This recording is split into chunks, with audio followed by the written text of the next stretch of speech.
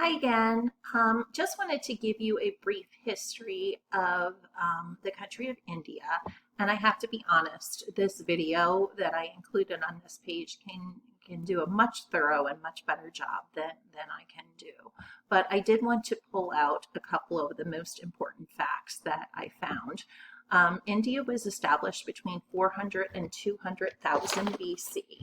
And it was truly a country of hunters and gatherers, which is why it is the diverse population that it is. The first civilization was the Harappan civilization, which was formed through the Indus Valley.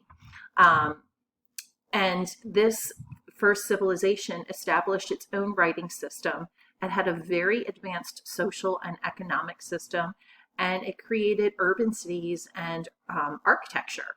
So they were very fashion forward, if you will, for the time in the Harappan civilization.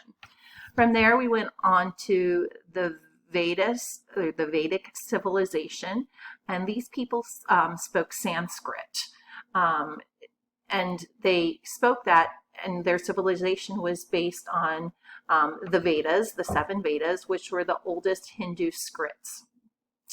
Their philosophy was happiness and salvation comes from one's own morals and path, and that you should always be righteous and good. It was a societal system. It had three tiers: the Brahmin, who were the priests, the Kshatriya, which were the warriors, and the Vaishya, which were the commoners.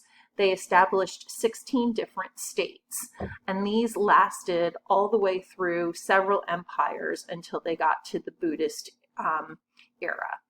Then there were all kinds of dynasties, the rise of Islam, some more empires, and eventually, just recently, India has been struggling for its freedom.